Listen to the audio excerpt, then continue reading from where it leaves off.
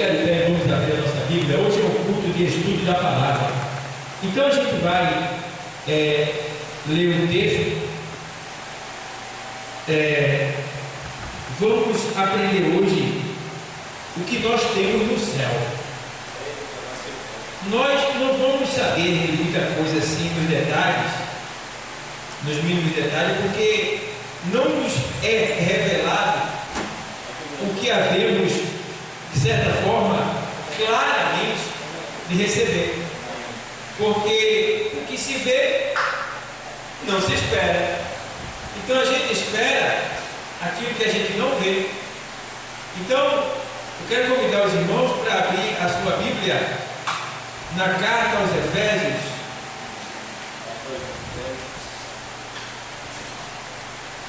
capítulo 6, e o versículo 9.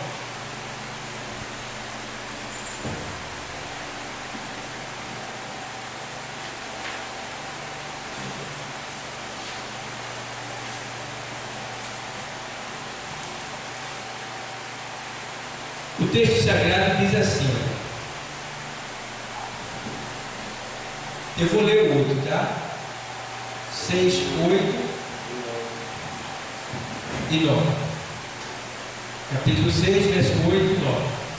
Sabendo que cada um receberá do Senhor todo o bem que fizer, seja servo, seja livre.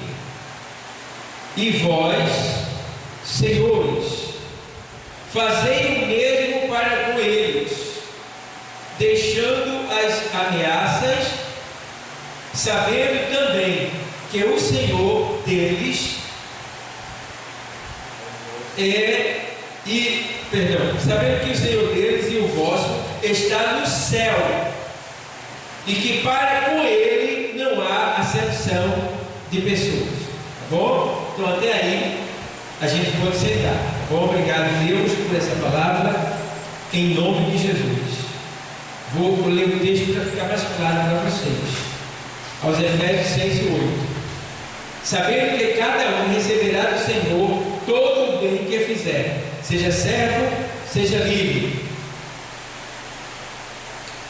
E vós, senhores, fazei o mesmo para com eles, deixando as ameaças, sabendo também que o Senhor deles é o vosso e o vosso está no céu, e que para com ele não há acepção de pessoas. Então, amados, eu gostaria de ministrar hoje a palavra voltando-se para o tema: o que temos no céu? Talvez muitas pessoas não tenham parado para pensar nisso. Eu não vou ser exato, eu não vou ser completo, eu não vou poder mostrar para você detalhes, coisas mínimas que existem no céu agora, porque eu vou apenas obedecer os princípios bíblicos que aqui me são revelados. Mas, entendendo porém que nós temos uma herança incorruptível no céu, e o Senhor deixa bem claro que a gente deve ter uma esperança viva, e ninguém espera o que vê. Geralmente só se espera aquilo que não vê. E no que diz respeito às coisas de Deus, nós somos aqueles que verdadeiramente fomos chamados para acreditar, para crer, para ter fé naquilo que a gente não vê. Porque o mundo, ele crê vendo. Nós somos diferentes. Nós cremos sem ver. Entendeu? Então a gente precisa ter essa compreensão. E aqui nessa carta aos Efésios, o apóstolo Paulo, ele faz alguns tipos de exortações. É como se ele estivesse cobrando que cada um se sujeitasse um ao outro. E aqui ele fala de diversos preceitos, como por exemplo: vós filhos, sedes obedientes aos vossos pais no Senhor, porque isto é justo. Aí vai: honra teu pai e tua mãe, honra teu pai e tua mãe, que é o primeiro mandamento com promessa, para que te vá vivas muito tempo sobre a terra. E aí ele vai fazendo algumas exortações. Aí no versículo 5 ele diz assim: vós servos, obedecei a vosso Senhor, segundo a carne, com temor e tremor, na sinceridade de vosso coração, como a Cristo. É ele dizendo para que os empregados respeitem seus patrões, honrem ele e temam a ele, né? Vê bem, Paulo dizendo, né? Para eles fazerem isso. E Paulo vai falando. A princípio parece que Paulo está só cobrando, mas também Paulo vai chegar nos que são ricos, nos que têm poder. E é justamente aqui, ó, no verso 8, ele faz assim: olha, não servindo à vista como para agradar aos homens, mas como servos de Cristo, fazendo de coração a vontade de Deus. Aí no 7 ele faz assim, perdão, no 6, eu li. E o 7 ele diz assim: servindo de boa vontade, como ao Senhor, e não como aos homens, sabendo que cada um receberá do Senhor o bem que fizer, seja servo, seja livre. Ou seja, naquele tempo havia escravidão. Então Paulo estava dizendo que todos receberiam do Senhor igualmente, tanto aquele que é escravo como aquele que é livre, tanto aquele que é escravo, que é servo, como aquele que é senhor. E aí agora ele diz aqui assim, ó: e vós, senhores, fazei o mesmo para com eles, deixando as ameaças, sabendo também que o Senhor deles e o vosso está no céu. O que é que Paulo fala aqui? Que nós temos um Senhor, e esse Senhor está onde? No céu.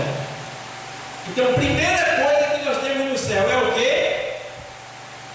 O Senhor, um Deus todo-poderoso, que fez os céus e a terra.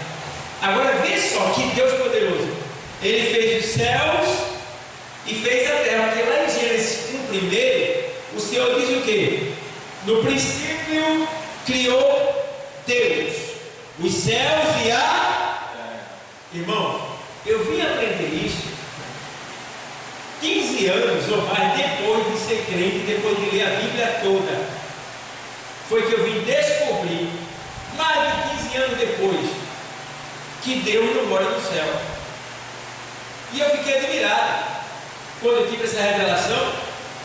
E eu vi onde é que Deus mora. E, antigamente eu dizia: no céu. Ele não mora no céu, ele mora além dos céus.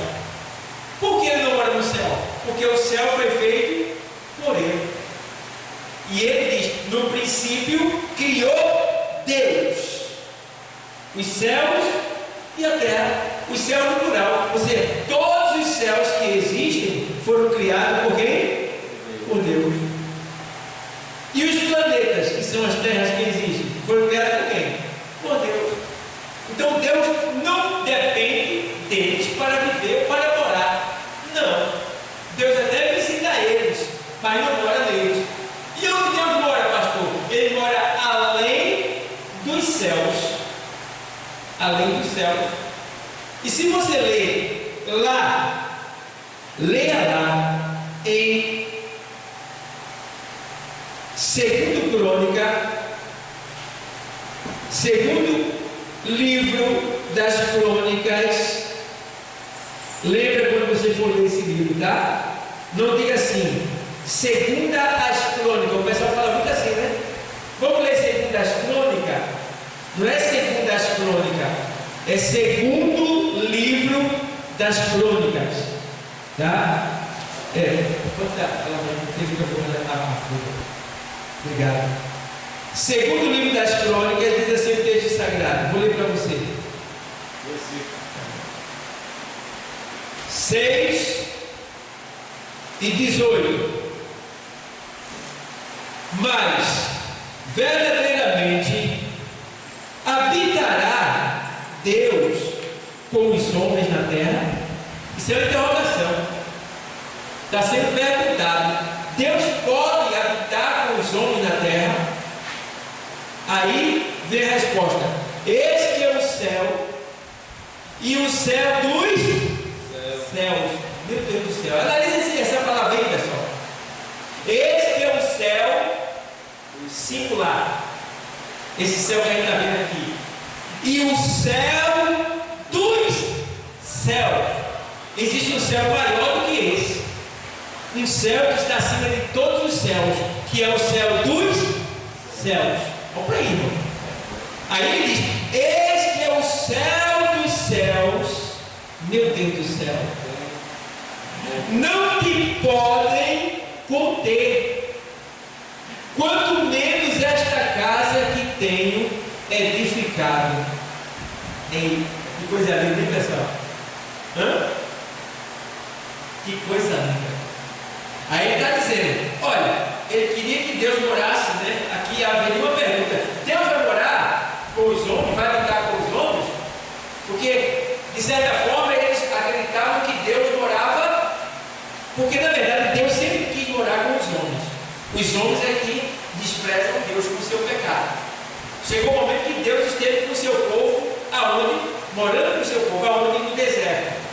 Então tinha o tabernáculo e tinha a arca, o lugar santo do santo, o lugar santíssimo, e ali o Senhor estava, que era aqui em cima, né, no altar. Ele ficava representado pela arca. Deus, representado pela arca, era a presença de Deus no meio do seu povo. Tá bom? Então, Deus, ele estava ali, habitando com os homens de maneira externa. Entende bem, tá? Habitando com os homens de maneira externa. E quem era Deus no Antigo Testamento? Qual era a representação de Deus? Era a arca da aliança. Era a representação de Deus no meio do seu povo. Era Deus habitando no meio do seu povo. E aí o que acontece? Deus estava se preparando para um dia, não só habitar no meio do seu povo, mas para um dia ele habitar dentro do seu povo. Que coisa linda, hein? Como hoje. Hoje, graças a Deus, Deus que é grandíssimo, ele não existe tamanho limitado que possa se medir o tamanho de Deus, mas ele é tão grande, que ao mesmo tempo ele mora dentro do nosso coração. Glória a Deus. Coisa linda, hein? E aí ele diz: olha, essa casa não pode conter o teu tamanho, a tua glória, e nem o céu dos céus pode caber a tua presença, o teu tamanho, a tua pessoa. O Senhor pode, de tão grande que Ele é. Chegou o momento que o profeta Isaías diz lá que o Senhor diz assim: olha, a terra, ele diz assim: o céu é o meu trono, e a terra, o escabelo dos meus pés. Aí, a terra é o escabelo dos meus pés. É aquele cabelinho que tu nem vê no teu pé. Só vai ver com a lupa. Tem cabelo lá no teu dedo, mas tu nem vê. Aí você está dizendo: a terra é o escabelo do meu pé, e o céu o meu trono, onde eu me assento. Olha aí. Entende bem que coisa linda, o tamanho de Deus. Então, a gente vê que nós temos o quê? O que ele tem no céu? O Senhor Todo-Poderoso, que fez todas as coisas e que tem poder no céu, na terra e na nossa vida também, desde que você entregue totalmente a sua vida para Ele, para que Ele assim venha o quê? Fazer acontecer o milagre na sua vida. Ele precisa de sua legalidade para operar na sua vida, certo? Ele precisa. O que é legalidade? Permissão. É você dar permissão para Deus agir, trabalhar na sua vida. Tá bom, pessoal? Então, primeira coisa, o que é que nós temos no céu? O quê? O Senhor. Coisa linda, hein? O Senhor e mestre. Porque não está lá só Deus. Quem é que está lá com Deus? Jesus. Sentado à destra de Deus. Olha que coisa linda. Então nós temos um Deus, um Senhor, e temos um mestre, que é Jesus. Eles estão agora lá nos céus, né? Quando ele diz assim: Jesus está aqui, ele está aqui sim, mas é apresentado pela sua palavra e pelo seu Espírito Santo, porque fisicamente falando, Jesus está onde? Nos céus. E agora a gente vê que lá no livro, melhor dizendo, no Evangelho escrito por Mateus 6 e 9, fala sobre a oração do Pai Nosso. E o Senhor Jesus, quando estava na terra, ele disse assim: quando vocês orarem, orem assim: Pai Nosso, que estás nos céus. Ó. Então, nós temos um Pai que está lá acima dos céus. Está nos céus. Por que nos céus? Se ele não mora nos céus. Porque tudo que é para cima é céu. Então, céu, está nos céus. Porque na verdade Deus está em todo lugar. Principalmente aonde ele, no que ele fez. Porque a Bíblia diz que quando Deus criou as coisas, ele viu que era boa. E viu Deus que a luz era boa, e viu Deus que a terra era boa, e viu Deus que os animais eram bons, e viu Deus que era bom e abençoou. Tá bom? Então, a gente vê que a primeira coisa que ele tem no céu é um Senhor e Mestre. Segunda coisa que nós temos no céu é o nosso lar. Um lar maravilhoso e eterno nós temos no céu. Vamos ver isso aí? João, Evangelho 14.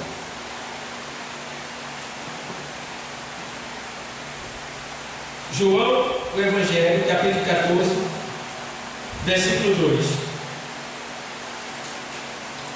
Na casa de meu pai há muitas moradas. Se não fosse assim, eu vos teria dito, pois vou preparar-vos lugar, e se eu for e vos preparar lugar, virei outra vez e vos levarei para mim mesmo, para que onde eu estiver, estejais vós também. Aí eu pergunto, vê bem, o que o Senhor está dizendo aí? Ele está dizendo que ele veio nos buscar. Por quê? Ele veio nos tirar da nossa casa, a terra, e vai nos levar para o lugar que ele está. Porque ele diz assim: olha, e vos levarei para mim mesmo, para que onde eu estiver, estejais vós. Onde é que Jesus está agora? Entendeu? E tem mais, ele está além do céu. E ele diz: para que onde eu estiver. Então não haverá limites para nós. Nós estaremos com ele aonde ele estiver. Entendeu? E aí eu fico olhando que aqui no texto ele diz assim: olha, na casa de meu pai há muitas moradas. Que coisa linda, né? Então, a minha e a tua morada já está lá. O que é que a gente tem no céu? Uma o quê? Morada. Morada, provada pela Bíblia. Mas vamos ver uma prova maior ainda disso? Lá na carta aos Coríntios, primeira carta aos Coríntios, veja o que tem lá. Primeira carta aos Coríntios, que coisa linda. 5.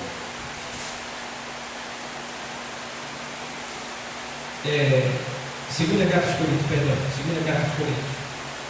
5.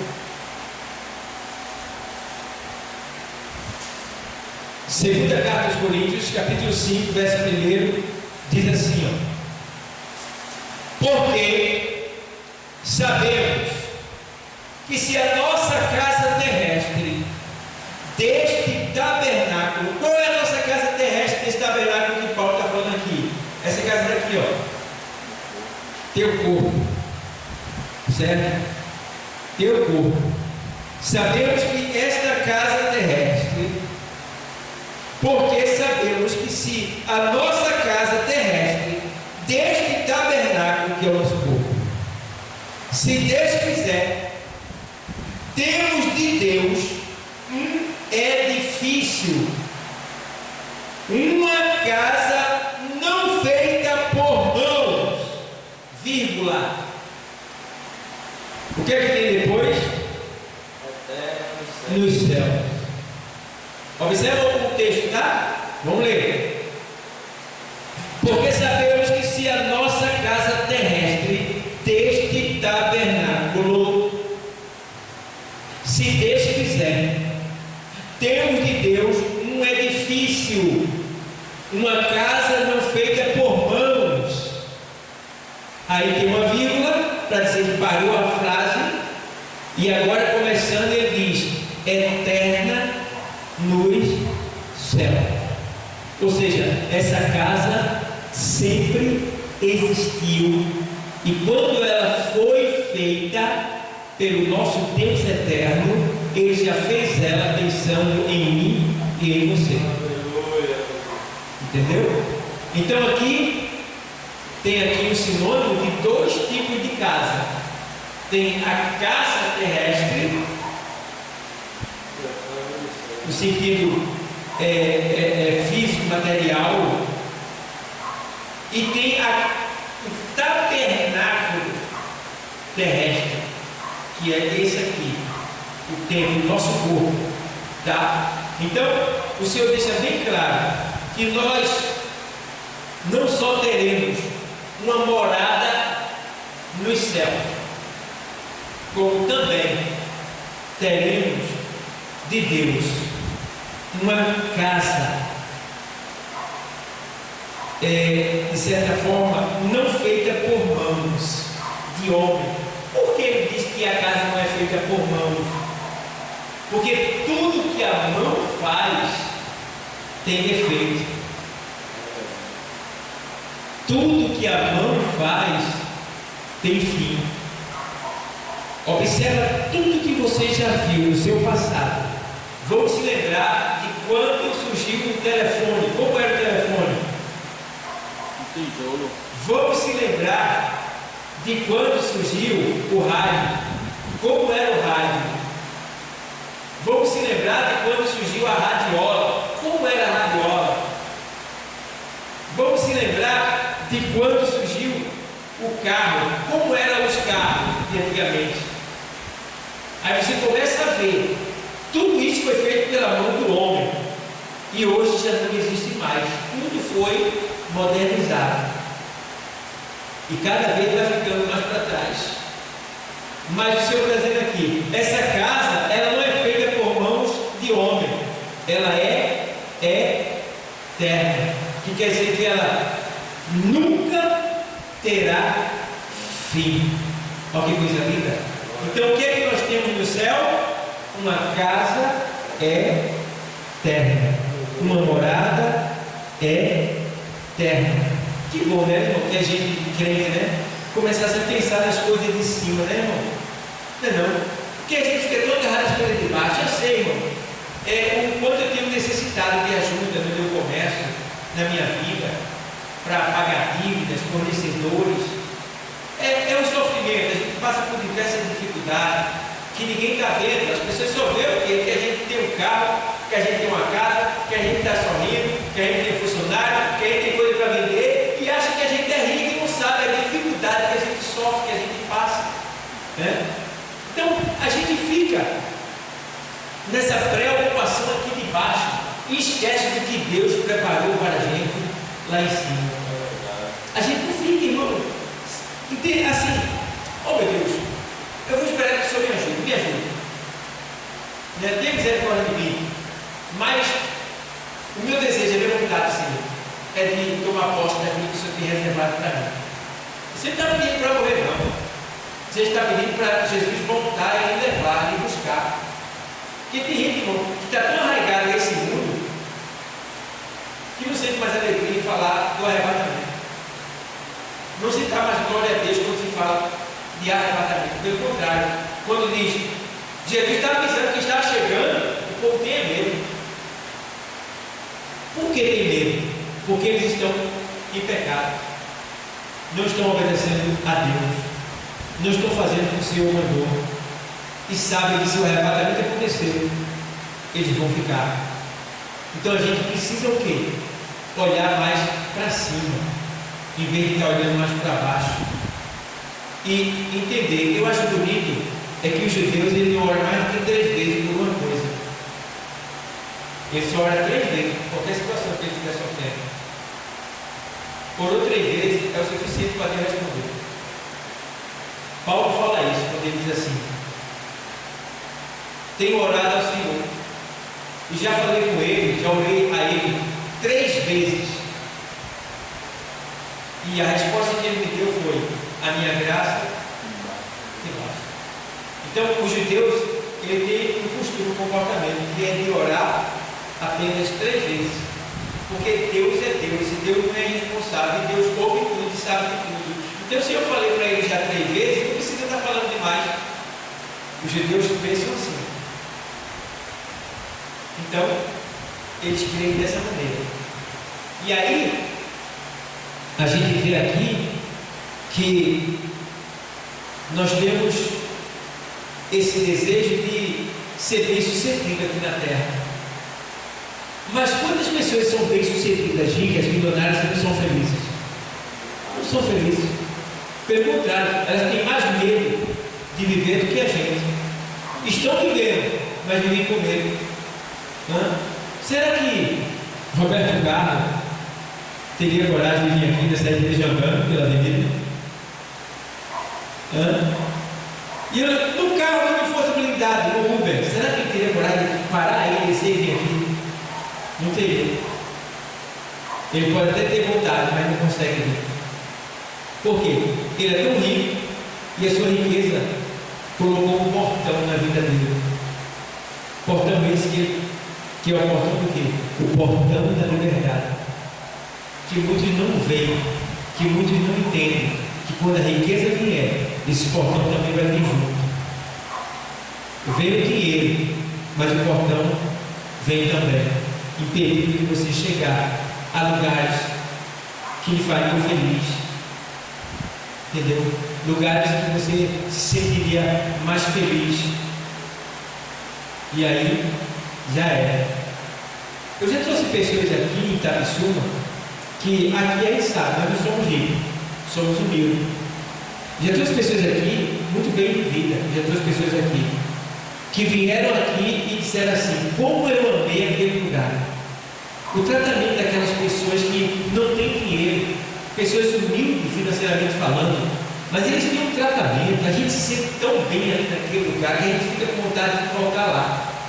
Veja, por quê? Eles estão acostumados a estar no meio de ricos, pessoas milionárias, escritórios, alta sociedade, e na alta sociedade tem muita falsidade, interesse, e a gente tem mais simplicidade, humildade. Tanto faz a gente estar perto de pobre como estar perto de rico, mas a gente é do mesmo jeito, entendeu? Então, para eles, isso foi a diferença. Quer falar alguma coisa, então? Por exemplo mesmo, esses pessoal rico que se anda com segurança, eles não têm a liberdade de ir numa praia feita a gente vai. Eles não têm essa liberdade. Porque uma praia é um paraíso. Né? Eles não vão. E quando vão, é cercado de segurança. Mas não podem ficar à vontade, a não ser que a praia seja dele, né? Não desfruta de nada. Na casa dele lá tem isso, tinha praia particular deles. Mas numa praia assim, ele não pode vir. Por mais deserta que ela esteja, ele pior ainda para ele, sempre mais mal ainda. Então, infelizmente, a riqueza traz consigo alguns ferrolhos que impedirão de muitos que ficaram ricos chegarem lá. Então, se você imaginar como você é feliz e você nem sabe, você é livre, você pode estar no lugar milionário ou pode estar no lugar mais pobre que existe. Você entra e sai. Se você fosse rico, jamais você faria isso. Então, precisamos entender que nós temos no céu um Senhor e Mestre. Nós temos no céu um maravilhoso lar eterno, tá? E nós temos também no céu nossa pátria. Filipenses 3:20.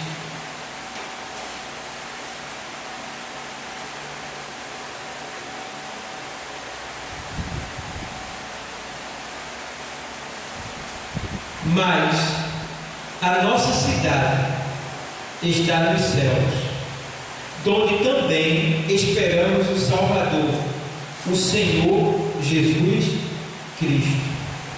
Vê bem, onde é que está a nossa cidade? Nos céus. Aqui está dizendo de onde esperamos, né? De onde também esperamos o Salvador, o Senhor Jesus Cristo. Veja que coisa linda. Então nós estamos aqui aguardando vir para nós o que? A nossa cidade. Que cidade é essa? A Nova Jerusalém, que vai vir do céu e pousar sobre a terra. E é dessa Nova Jerusalém que vai sair as diretrizes do mundo novo, o mundo que será governado pelo próprio Jesus Cristo. A princípio nós estamos aguardando o arrebatamento. A Nova Jerusalém, essa casa aí, essa cidade aí, ela só vai vir no final de tudo, quando o Senhor vencer e tirar a impiedade do mundo. Aí é quando essa cidade vem e pousa sobre a terra, e dali o Senhor vai governar todas as coisas da Nova Jerusalém. Então é importante que a gente veja dessa maneira, que nós aguardamos uma cidade que está nos céus, onde também esperamos o Salvador, o Senhor Jesus Cristo, que vai vir comandar essa cidade. Romanos 8 e 22, o texto sagrado diz assim, vou ler para você.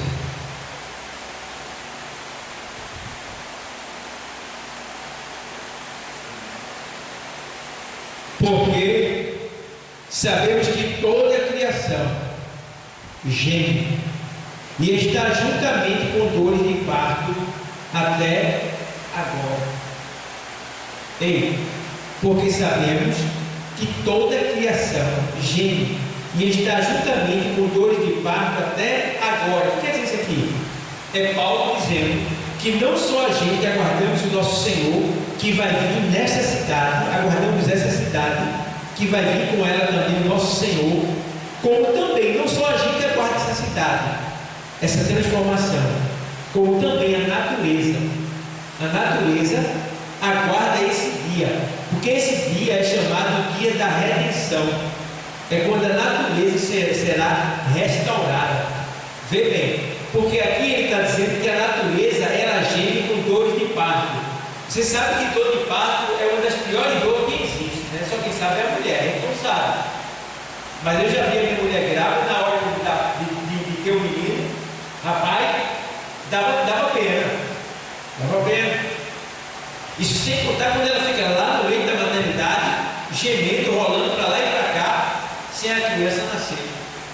Até que o médico venha, de alguma maneira, entender que tem que fazer uma cesárea. É terrível. E muitas até morrem de tanta dor ali.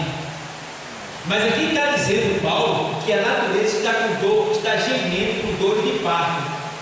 E se a natureza é a coisa mais linda que existe, ela está com dor. Aí eu pergunto a tu, uma pessoa bonita, linda, por mais linda que seja, quando ela está com dor, ela permanece bonita, linda? Não, ela se desfigura. Ela fica educada? Não, ninguém com dor fica educado. Fica agoniado, fica perturbado, não quer conversa, não quer nada. Assim está a natureza. A natureza ela está gemendo com dor de parto. É a pior dor que existe para quem está são da saúde. E aí você começa a ver. Então é por isso que o mar está se levantando e invadindo as cidades. É por isso que as cidades estão pegando fogo. É por isso que está tendo terremoto, maremoto, né? Ventanias, que é ciclone, neve onde nunca nevou. Ou seja, está havendo uma perturbação no planeta. O que é isso? A natureza que está gemendo com dores de parto. Então isso aqui é o sinal de que a nossa pátria ela está nos céus, de onde esperamos o Senhor, E não só nós esperamos o Senhor, mas também a natureza, tá? Tudo que faz parte da terra está aguardando esse dia. Que dia é esse, pastor? O dia da transformação, o dia da restauração, o dia da redenção, o dia que todos serão libertos. Todos estão aguardando, e eu também. E nós devemos aguardar isso aí ansiosamente, e não só aguardar, como também orar para que esse dia seja breve e aconteça logo. Amém, igreja? Então diz aqui, então o que é que nós temos lá no céu? Nós temos uma pátria, nós temos uma cidade, nós temos uma nação, porque Pedro, usado pelo Espírito Santo, ele diz que nós somos uma nação santa. Uma nação santa. Então eu quero aproveitar aqui esse gancho, né, para entrar na área dos dízimos e oferta também. O que é que acontece? Nós vamos aprender aqui hoje, auxiliar Flávio também, os que estão nos assistindo também vão aprender. O que é que acontece? Que muitos não entendem. Tem muitas pessoas que batem na tecla do dízimo, dizendo que o dízimo não é mais para dar, dizendo que não pode mais fazer isso, que isso está errado, né? E aí eu fico observando, são pessoas que não têm Deus na vida, que não são salvas, pode até ter o nome de pastor, de presbítero, de bispo, não sei lá, pode até ter o nome, mas eles ainda não chegaram a pleno conhecimento, ao estágio avançado do conhecimento bíblico de Deus. Uma certa vez o Senhor fez assim, quando foi cobrado o imposto para ele. O Senhor disse para Pedro: vai dar, né? Porque pergunta assim: é lícito pagar imposto a César? E aí, para ter provado o Senhor, né? E aí o Senhor disse assim: o que é que está aí na esfinge da moeda? Qual é a cara que tem aí? O que é essa moeda? E eles viraram a moeda e disseram assim: César. E aí o Senhor fez o quê? Então dai a César o que é de César, e a Deus o que é de. O Senhor não disse que se der, você dê a Deus. Ele diz assim: você deve dar a César o que é de César, e a Deus o que é de Deus. Ali está se referindo aqui a dinheiro, a imposto, entendeu? Então, qual é o imposto do céu? É o dízimo. É o dízimo. Aí eu pergunto para você: todas as nações têm uma moeda, não é verdade? Os Estados Unidos tem o quê? O dólar. A África tem o medical. A Espanha tem o euro. O Brasil tem o real. A Argentina tem o peso, né? Cada nação tem uma moeda. Nós somos uma nação ou não? A Bíblia diz, usando o apóstolo Pedro, que nós somos sacerdócio, povo adquirido, propriedade exclusiva do Senhor, e nação, o que? Santo. O que é uma nação? Um país. E qual é a moeda do nosso país? Qual é a moeda da nossa nação? O dízimo. O dízimo é a moeda do nosso país, é a moeda que move o nosso país, que é o reino de Deus na terra. Se não for o dízimo, como é que o reino vai se desenvolver? Vai aumentar? Aí tem gente que vai e colhe essa, porque é avarento, pirangueiro, né? E não vai crescer financeiramente e nem vai prosperar, porque não investe no reino de Deus com aquilo que Deus já lhe deu. Entende bem? Deus faz assim: Edinaldo, tu estás empregado ou desempregado? Aí tu diz: estou desempregado. Quanto você gostaria de ganhar? Senhor, eu queria trabalhar e ganhar um salário. Quanto é um salário? R$1.500. Tá bom, Edinaldo, eu vou te dar R$1.500. Eu posso pedir uma coisa? Sim, Senhor, pode pedir. Você poderia me dar 150 para mim? Para o meu reino? Você está querendo quanto? 1.500 de salário. Mas se eu te der 1.500 Você poderia me dar 150? E agora? Tem gente que diz, não sei, eu acho que talvez eu der, talvez eu dou. Não sei não, eu vou ver lá. A gente vê depois. E agora? E é o que acontece.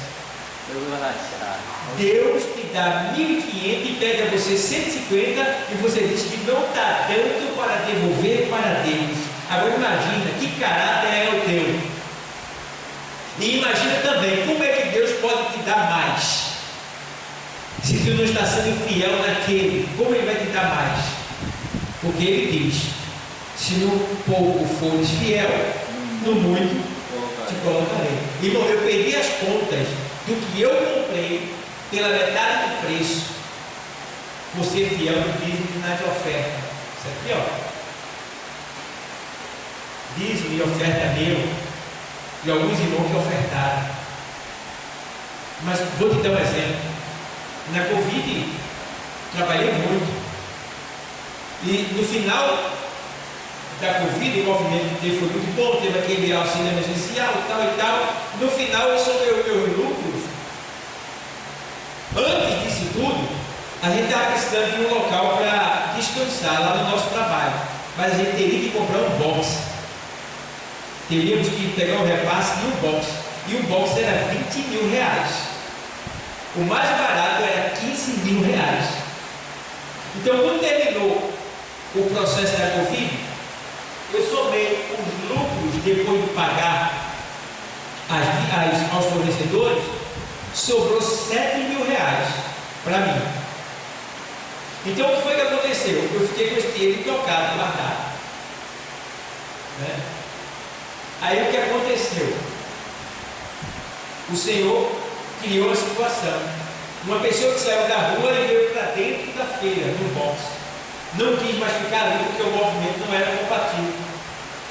Aí, sem querer, eu conversando, eu disse, ó, por que não vende esse box?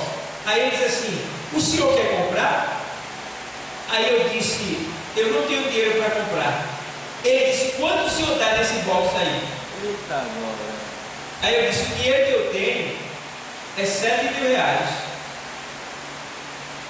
Aí ele disse, eu vendo ao senhor por 8 mil reais.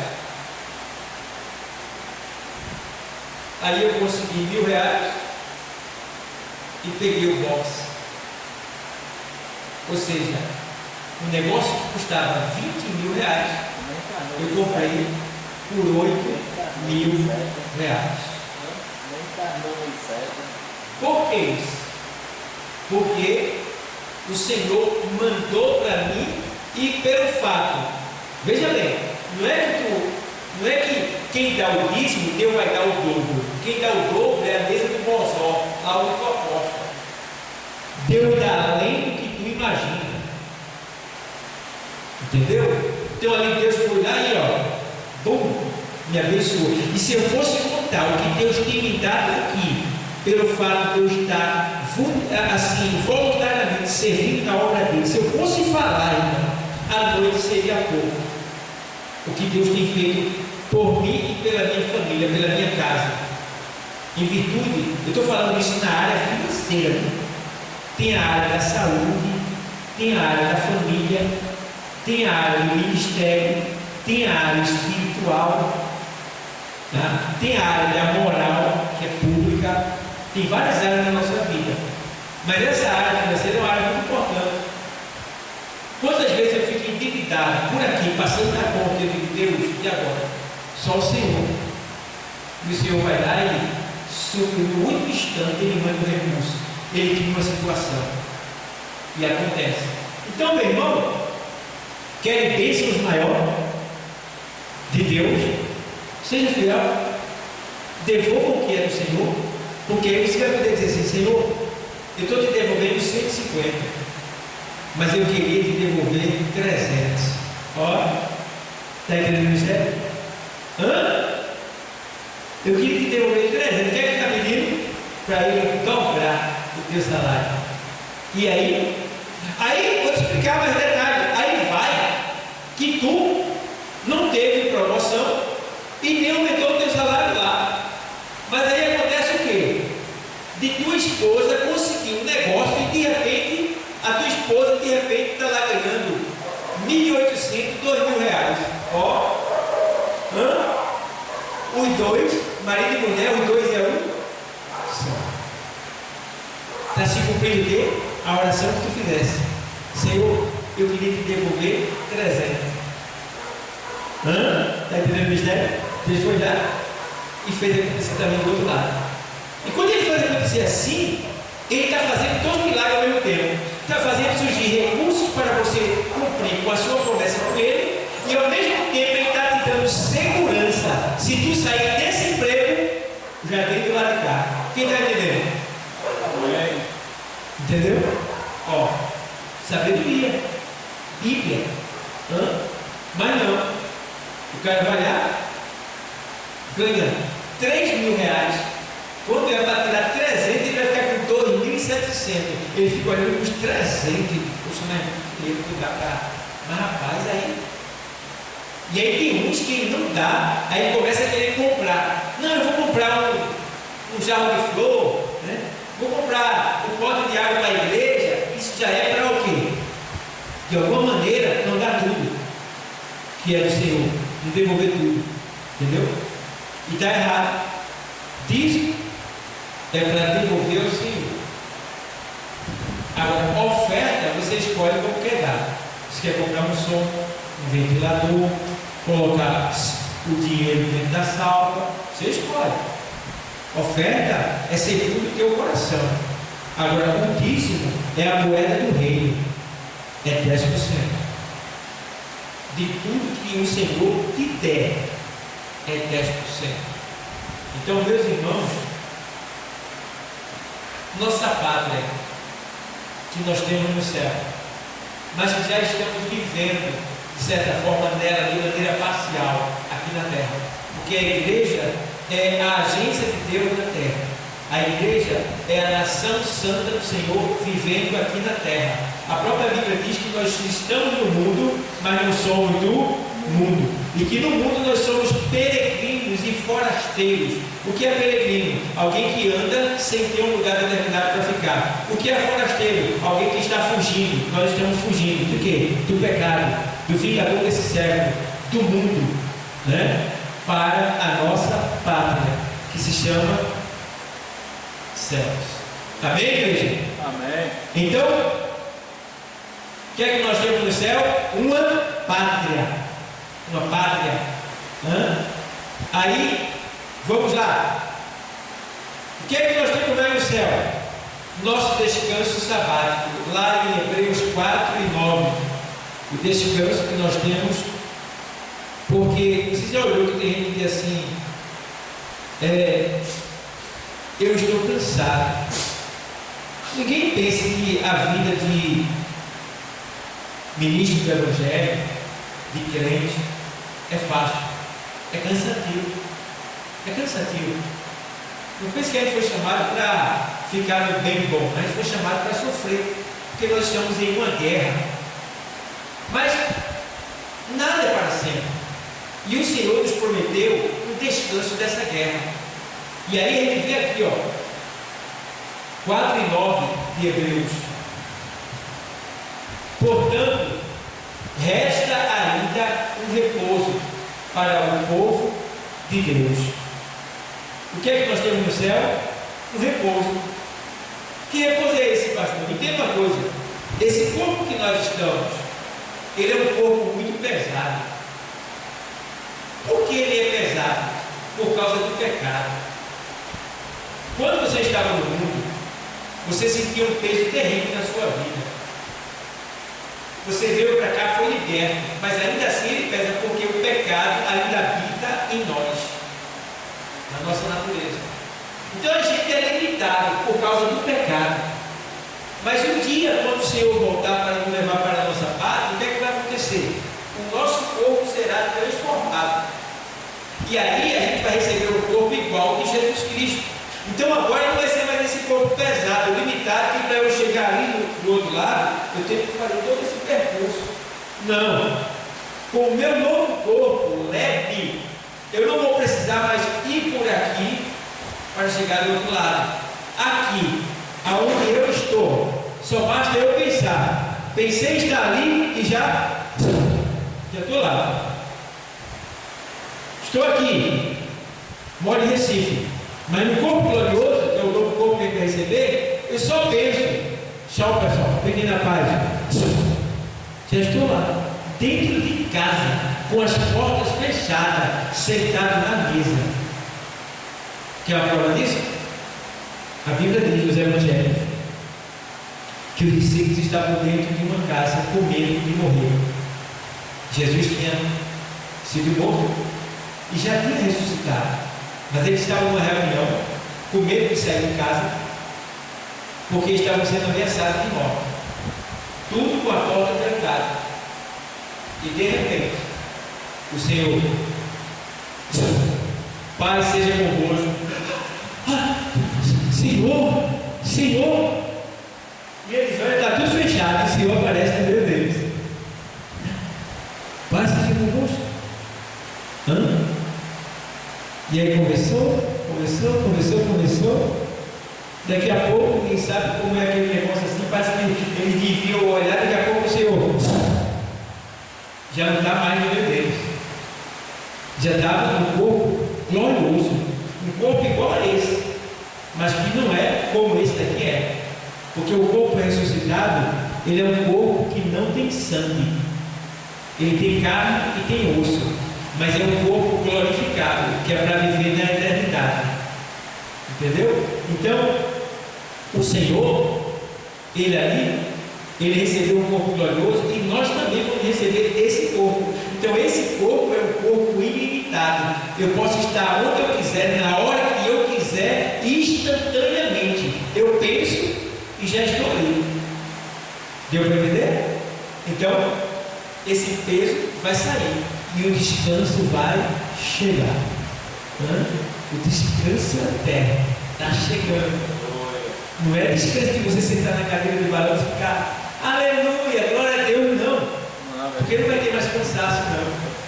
Não vai existir mais cansaço. Cansaço é uma coisa da carne, é uma coisa da terra. No céu, nós teremos um corpo glorioso que nunca cansa, que não se entristece, que não envelhece, que não se dor, que não tem fadiga, que não tem sono. Um corpo perfeito para viver por toda a eternidade. Eita! Glória a Deus! Amém, igreja? Amém. Então está aí, meus irmãos. O que é que nós temos? Uma parte, ou algumas coisinhas que nós temos no céu, que eu vou trazer para vocês nessa noite. Uma porção do que a gente tem no céu, só para a gente aprender e fazer, como está escrito lá em Colossenses 3. Vamos lá.